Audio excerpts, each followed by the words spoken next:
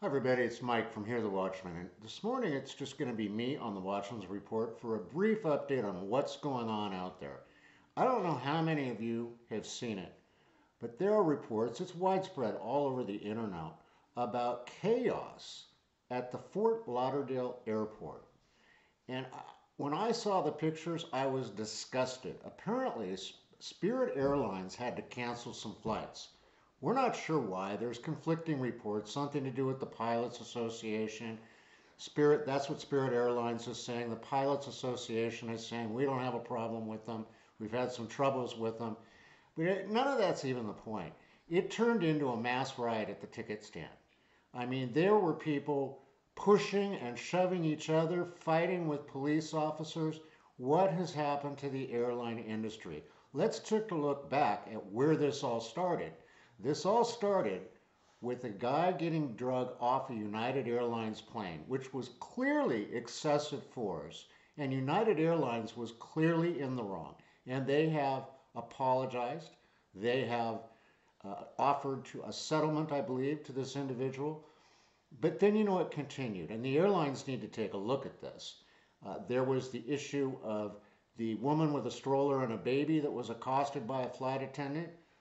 There was the couple with a baby that were asked to get off a plane for some reason. I don't remember what it was. Maybe they needed the seats, but who cares? That was wrong.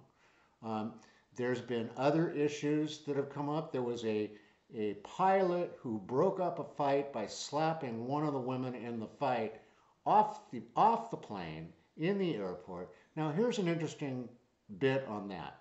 What would have happened if that pilot had just stood there and done nothing and watched these two women beat each other up, waiting for someone else to come to help?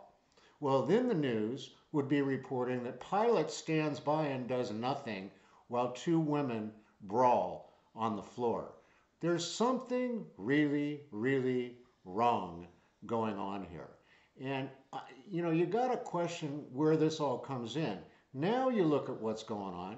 There is a man who is suing one of the airlines because he was seated between two obese people on a 14-hour flight. How crazy is that? Then there's another woman suing the airlines, and I believe this is United as well, suing them because her giant bunny rabbit died in the cargo hold on the plane. Okay, the rabbit died. Does it really have to require a lawsuit and for us to go to court? Now, all of this leads up to the riot that happened in Fort Lauderdale this morning. It's no longer the friendly skies. And if you take it back, why is that? And who's winning? Who's winning is the terrorists have won. They won long ago when the TSA was put in place, and it's become more and more invasive. Flying is no longer something you look forward to. It's something you dread. And somehow we have to change this. But the answer is not to create a riot at an American airport acting like a bunch of idiots in front of the world. I mean, it's a plane flight, folks. I mean, so what? Your flight got canceled. You got to figure out how to make other plans. The solution might be don't fly anymore. Start taking buses, start taking trains, drive your car, whatever you have to do. If we do that, that'll get the attention of the airlines industry. But the most important thing is, why are we giving in to the terrorists? Why are we giving in to what they really wanted to achieve at the onset of all this? They wanted to achieve fear, and that's what's happened. Now, my wife and I fly quite a bit for Hear the Watchman when we're doing our conferences, and we take extreme measures not to go to the big airports. We will fly and go from one small airport to another small airport just to avoid the large airports if we can at all help it.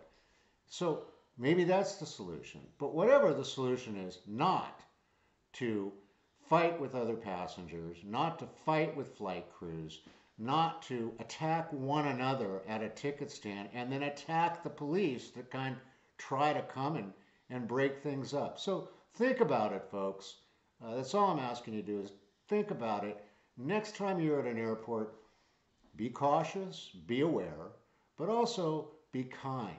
Pray before you go, pray for peace, pray for safety, and it's just a flight.